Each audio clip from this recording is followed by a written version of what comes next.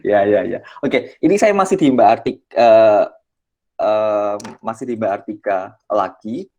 Mm-mm. Eh, jadi pastikan ini ya, apa namanya, ada tantangan ya ketika Mm-mm. istilahnya itu memutuskan untuk keluar dari zona nyaman, kemudian setelah itu eh, ke kuliah ke luar negeri. Nah, itu kira-kira tantangan terbesarnya apa? Eh, ketika Hmm, shock misalkan atau apa gitu. ya pasti akan ada pertanyaan terbalik ngapain apa ya bukan ngapain eh kalau bahasanya mau berkontribusi apa atau kerja apa lagi gitu karena selama perkuliahan kan kayak apalagi kalau keluar negeri kan kayak culture yang berbeda terus ritme yang berbeda gitu kan. kuliah kuliah doang kan emang kesannya fokus nih tapi kalau yang aku alami karena merantau juga jadi ini pertama kalinya aku merantau di luar negeri di luar kota bahkan sebelumnya Oh gitu. di Surabaya doang sih saya hidup saya lahir besar di Surabaya jadi kayak nggak kebayang hidup di ibu kota atau nggak kebayang hidup di luar tanpa orang tua jadi Oh, oke, oke. adaptasinya ya lumayan lah waktu itu jadi tantangannya secara personal maupun ya secara personal maupun akademik juga mengalami gitu jadi kalau misalnya ya ini kan tergantung orang juga kan ya jadi Hmm, ada betul. beberapa temen yang udah biasa international setting jadi kayak kerja dia kayak ada temen yang kerja di multinational company udah biasa dia ngobrol bahasa Inggris sementara saya bermodal IELTS yang dua kali harus dua kali kan terus belum dari culture juga belum pernah keluar belum pernah merantau atau ngekos itu nggak pernah jadi uh, yang apa pelajaran hidupnya banyak banget yang bisa aku dapat jadi kalau mau dibilang fokus iya jadi waktu waktu untuk bekerja kalau misalnya kayak Mas Lukman kan sambil kerja kan kuliahnya Mhm. kerja waktu untuk kerjaku itu waktuku itu kayak terkompensasi untuk belajar adaptasi itu. Ah, berarti ini tantangannya lebih ke arah belajar adaptasi ya, bukan dari Mm-mm, di akademik. Ah, akademik juga sih, oh, iya. karena lama nggak kuliah juga ya, karena kelamaan kerja gitu. Jadi pesannya buat teman-teman nih yang kalau kerja mau ngambil lanjut kuliah, sebaiknya jangan lama-lama kerjanya, karena Keburu udah lupa semua ya. iya sih kayak kayak excitementnya buat kuliah lagi tuh ada, cuman kayak hmm, apa ya kadang-kadang ada yang kayak aku kan desain grafis kan loncat ke media Mhm. manajemen jadi kayak harus apa ya harus ngupdate lagi gitu loh apa sih yang apa ya apa yang ada di dunia media atau desain yang bisa aku kejar gitu loh jadi harus Ah, ya, update ya. lagi gitu. Oke, berarti ya, oke, oke, paham, paham, paham.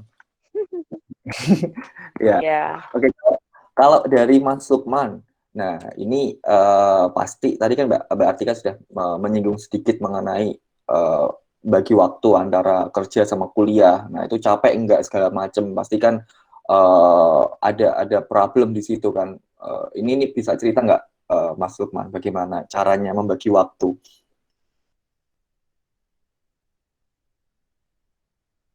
Halo, iya nih anak nggak tidur kan? Halo Mas Lukman.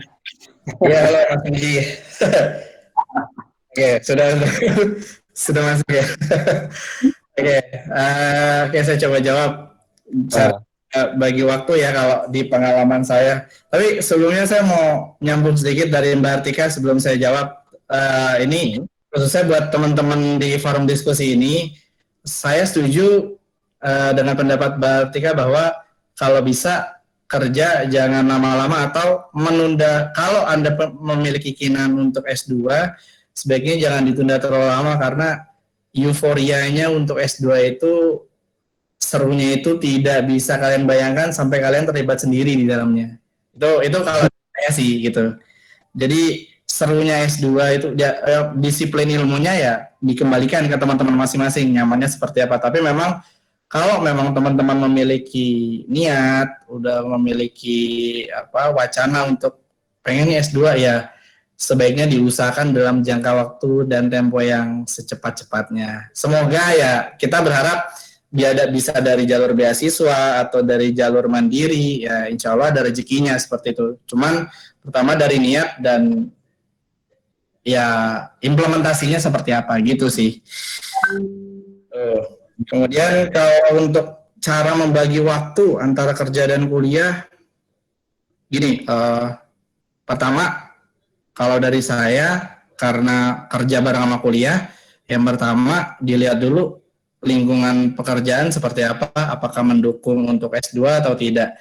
Saya tidak katakan di sini di kantor saya sebelumnya itu tidak mendukung, cuman memang kebetulan load kerja yang kebetulan tidak bisa lebih tepatnya kita bisa bilang overload lah. Jadi dulu waktu saya di Astra Internasional semester 1, kemudian saya di semester 1 semester 2, kemudian saya di Pertamina Transkontinental semester 3 sampai dengan saya lulus.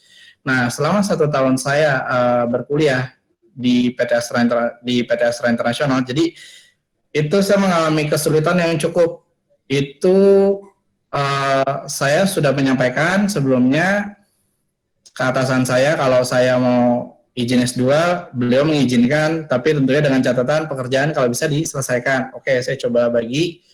Tapi memang pada saat itu saya mengambil waktunya pun cukup mepet. Dulu waktu itu saya kuliahnya Senin sampai Jumat jam 5 atau jam 6 sore sampai dengan jam 8 atau jam 9 malam. Sabtunya pun masih kuliah lagi. Kalau Sabtu kita tidak ada kantor, enak. Tapi kalau Senin sampai Jumat itu challenge banget. Jadi waktu itu saya di Sunter, kampus saya di Depok. Wow. Itu saya pakai motor. Nah, saya udah bingung lampu merah, mau jalur busway, mau apa, udah bablas. Jadi gimana caranya bisa masuk kampus. Nah, memang di 1 semester awal saya keteteran. Nah, di semester selanjutnya saya coba ambil gimana cara saya nggak terlalu keteteran. Jadi saya coba menyiasati dengan pekerjaan yang seharusnya saya selesaikan hari itu. Biasanya saya ambil di Sabtu Minggu di kantor. Lebih tepatnya ketika saya nggak ada jadwal kuliah hari Sabtu Minggu, saya selesaikan pekerjaan. Jadi Senin sampai Jumat saya bisa pulang lebih awal. Nah, pulang lebih awal itu cukup membantu dan saya masih bisa mengikuti kuliah gitu. Karena di semester pertama itu saya merasakan sendiri jam 5 sore dari Sunter sampai Depok itu setengah 7 malam. Begitu saya duduk, dosen tinggal nanya, ya demikian kelas hari ini, mungkin ada yang mau bertanya teman-teman sekalian. Ya, jadi kesimpulannya cuma absen doang, saya belum dapat ilmu gitu loh. Nah, seiring berjalannya waktu, ya saya coba cari saya coba cari metode lain. Ya alhamdulillah metode yang kedua, insya Allah lebih masuk akal seperti itu. Nah kemudian di akhir semester 2, kebetulan alhamdulillah saya juga lihat ada peluang di Pertamina Transkontinental dan saya coba tanya teman-teman di sana. Ya kebetulan di sana waktunya mungkin bisa lebih fleksibel. Kalau untuk S2 mungkin bisa coba aja daftar dulu, ngelamar dulu. Jadi saya resign dari Astra, saya gabung ke PTK. Alhamdulillah manajer saya saat itu sangat support dan memang jam kerja kami pada saat itu di PTK masuk jam 7.30, pulangnya jam 4 sampai setengah 5. Jadi saya sangat terbantu pada saat semester 3, semester 4 gitu. Jadi saran saya ketika teman-teman nanti mau coba S2 kuliah sambil kerja, bisa nggak? Bisa, tapi perhatikan dulu lingkungan kerjanya. Tentunya harus diskusi dulu sama atasan. Kalau atasannya menyetujui, ya oke. Tapi saran saya, kalau atasan tidak menyetujui, ya mungkin teman-teman bisa cari alternatif lain gitu. Karena mau gimana pun kan kita kerja digaji ya. Kalau untuk teman-teman yang bekerja jangan sampai kita ngorbanin apa yang sudah diwajibkan, apa yang sudah menjadi tanggung jawab kita untuk perusahaan jadi terbengkalai karena kuliah kita.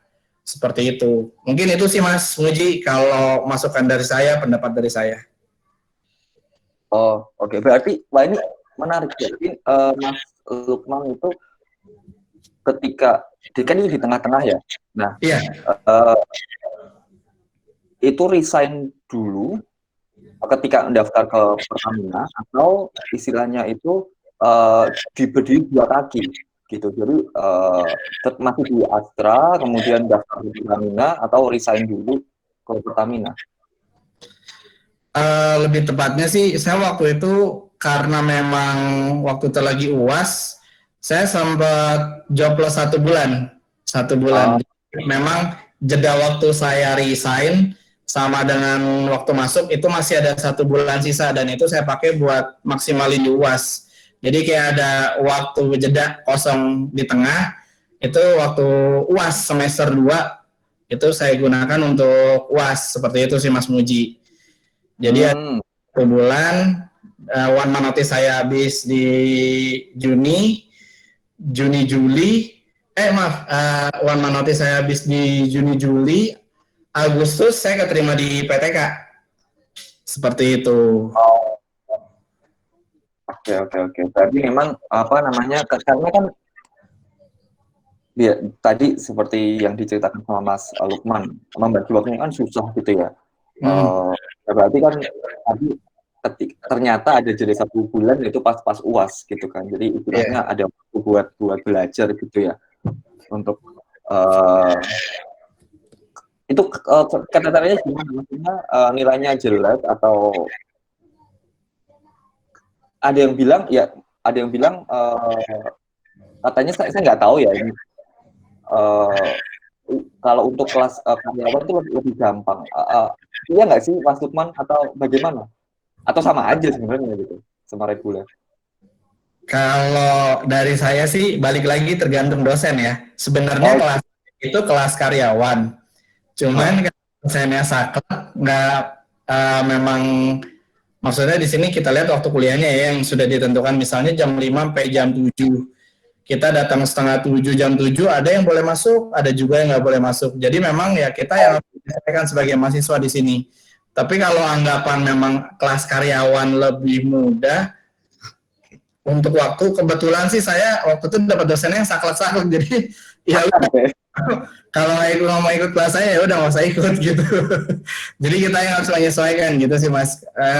Jadi saya tuh membiasakan sebelum saya masuk kelas, atau ketika minggu pertama lah saya udah tahu dosen-dosen mata kuliah yang mengampu siapa aja. Itu setelah selesai kuliah saya akan sampaikan kepada dosen yang bersangkutan bahwa saya kerjanya kebetulan di daerah. Sebenarnya kan kalau yang kerja tidak hanya saya aja, itu di kelas kebetulan sebagian besar juga kerja. Tapi memang kebetulan kantor saya yang cukup jauh pada saat itu masih di Sunter. Nah, ada dosen yang bilang, oh ya udah kamu terlambat nggak apa-apa. Ada juga dosen yang bilang, ya Mas kalau misalnya kayak gitu ambil materi aja, nanti nggak apa-apa kalau nggak ikut kuliah, nanti absen pas lagi sampean datang aja gitu. Itu ada juga yang seperti itu. Jadi kembali ke dosennya sih Mas Muji. Jadi menerima atau tidak seperti itu.